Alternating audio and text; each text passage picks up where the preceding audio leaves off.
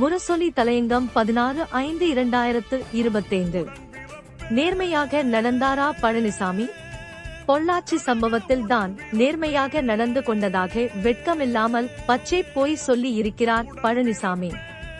அவர் நேர்மையாக நடந்து கொண்டிருந்தால் இந்த வழக்கே சிபிசிஐக்கு போயிருக்காதே. பொள்ளாச்சி சம்பவமானது ஒரு நாளில் நடந்தது அல்ல, பல மாதங்களாக நடந்தது. இதனை ஒரு கும்பல் தொடர்ச்சியாக செய்து கொண்டிருந்தது. உள்துறையை கையில் வைத்திருந்த பழனிசாமிக்கு இது தெரியவில்லை. அதிமுக ஆட்சி உளவுத்துறையும் சொல்லவில்லை.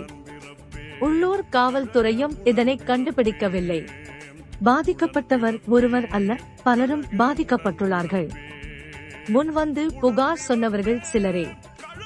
எனவே பழனிசாமி காலத்தில் பாலியல் சம்பவங்கள் எல்லையற்று நடந்துள்ளன. இது அவரது ஆட்சிக்கால காவல்துறைக்கு தெரியாமல் இருந்திருக்காது. தெரிந்தே மறைத்திருக்கிறார்கள்.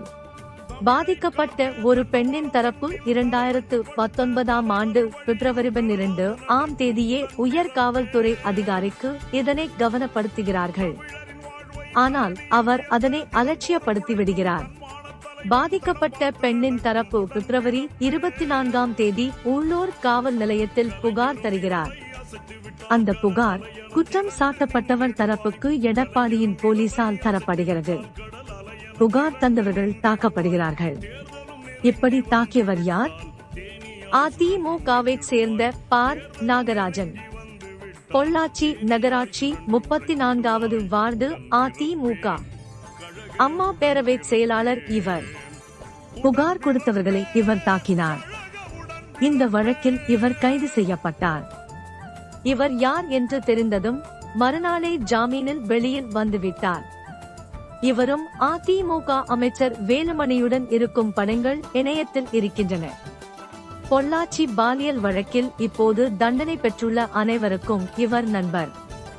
இதனை திமுக தலைவர் மு.க. ஸ்டாலின் அவர்கள் அறிக்கையாக கொடுத்த பிறகுதான் அவர் மீது நடவடிக்கை எடுத்து கட்சியை விட்டு நீக்குகிறார் பழனிசாமி. இவர்தான் நேர்மையாக நடந்து கொண்டவரா? பாலியல் வழக்கில் பாதிக்கப்பட்ட பெண்ணின் பெயர், ஊர், முகவரி ஆகியவை மறைக்கப்பட வேண்டும். ஆனால் அதிமுக ஆட்சியில் அதனை வெளிப்படையாக அறிவித்தார்கள். பொதுவெளியில் பரப்பினார்கள். இதுதான் நேர்மையான நடவடிக்கையா? பொள்ளாச்சி சம்பவத்தில் அதிமுக பிரமுகர்கள் பலரும் சம்பந்தப்பட்டு இருப்பதால் விசாரணை நேர்மையாக நடக்காது என்று தெரிந்துவிட்டது. சிபிஐ விசாரணை கேட்டு திமுக உள்ளிட்ட இயக்கங்களால் கோரிக்கை வைக்கப்பட்டது. உடனே சிபிசிஐடி விசாரணைக்கு உத்தரவிட்டார் பழனிசாமி. அவர்கள் மறுநாளே பாதிக்கப்பட்ட பெண்ணின் வீட்டுக்கு வெளிப்படையாக சென்று விசாரணை நடத்தி அதனை மீடியாவில் வர வைத்தார்கள். யார் பாதிக்கப்பட்ட தரப்பு என்று காட்டிக் கொடுக்கும் கங்காணி வேலையை செய்தார் பழனிசாமி. நிருபர்கள் கேட்டபோது பொள்ளாச்சி சம்பவத்துக்கு என்ன ஆதாரம் இருக்கிறது என்று திருப்பி கேட்ட பழனிசாமிதான் நேர்மையின் உருவமா? மார்ச் 12 திமுக சார்பில் மகளிரணி செயலாளர் கனிமொழி அவர்கள் தலைமையில் பொள்ளாச்சியில் கண்டன ஆர்ப்பாட்டம் நடத்தப்பட்டது. அதற்கு மறுநாள்தான் சிபிஐ விசாரணைக்கு உத்தரவிட்டார் பழனிசாமி. அவராக சிபிஐ விசாரணைக்கு உத்தரவிடவில்லை.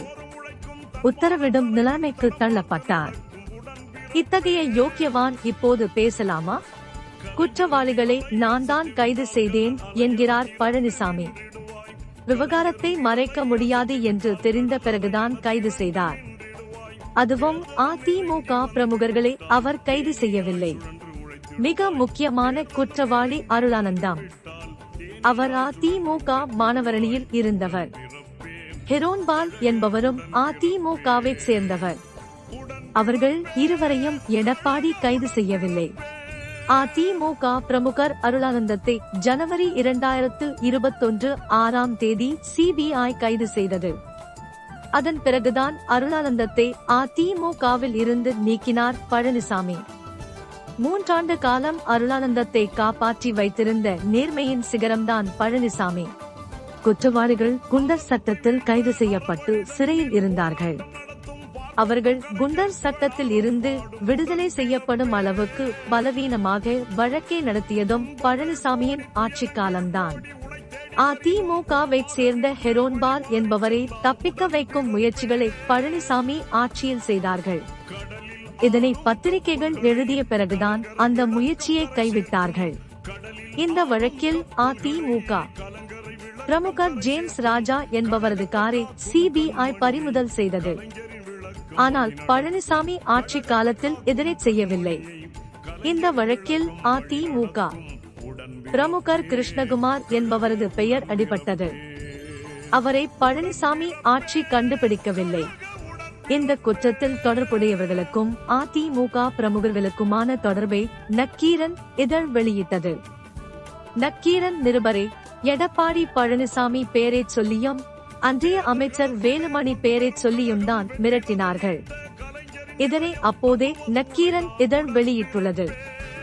விசாரணை என்ற பெயரால் தடயங்களை மறைத்தது பழனிசாமி அரசு. பின்னர் வழக்கு சிபிஐக்கு மாற்றப்பட்டது. இப்போது 9 பேர் தண்டனை பெற்றுள்ளார்கள். இதில் 5 பேர் மட்டும்தான் பழனிசாமி காலத்தில் கைது செய்யப்பட்டவர்கள். மற்ற 4 பேரும் சிபிஐயால் கைது செய்யப்பட்டவர்கள். சிபிஐ வசம் இந்த வழக்கை ஒப்படைக்காமல் போயிருந்தால் இந்த 4 தப்பியிருப்பார்கள். அந்த 5 பேரையும் காப்பாற்றி இருப்பார் பழனிசாமி.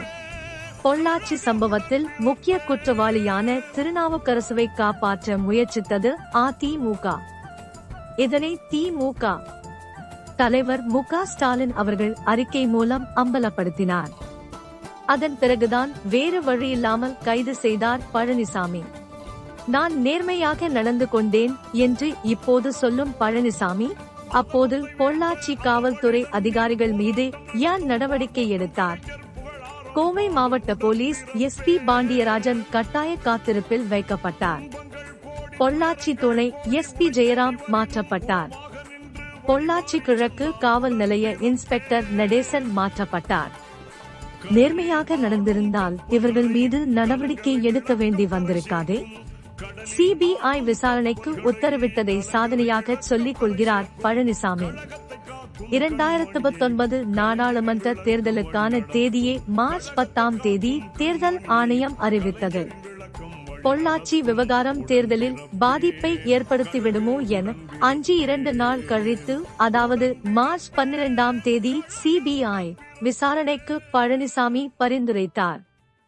அதன் பிறகும் 2 நாள் இழுத்தடுத்துதான் அரசாணை போட்டார். வழக்கை உடனடியாக சிபிஐயிடம் ஒப்படைத்தாரா என்றால் இல்லை. சிபிஐயிடம் ஒப்படைக்கும் அரசாணை போட்ட பிறகும் சிபிசிஐடி விசாரணையையும் நடத்தச் சொல்லி இடைஞ்சல் கொடுத்தார். சிபிஐக்கு மாற்றுவதாக அறிவித்த பிறகும் சிபிசிஐடி விசாரிப்பது ஏன் என்று சென்னை உயர்நீதிமன்றம் மார்ச் 29, 2019 அன்று கேள்வி கேட்டது. வழக்கை சிபிஐயிடம் ஒப்படைக்கும் பணி நடக்கிறது என்று நீதிமன்றத்தில் போய் சொன்ன ஆட்சி பழனிசாமி ஆட்சி. பொள்ளாச்சி பாலியல் வன்கொடுமை வழக்கில் சிபிஐ விசாரணையை உயர்நீதிமன்றம் கண்காணிக்கும் என்று சென்னை உயர்நீதிமன்றம் 2019 அக்டோபர் 16 அறிவித்தது. அதனால்தான் பழனிசாமி ஆட்சியால் மூக்கை நுழைக்க முடியவில்லை. பாதிக்கப்பட்ட பெண்ணின் பெயர் மற்றும் விவரங்கள் குறிப்பிடாத புதிய அரசாணையை வெளியிட வேண்டும்.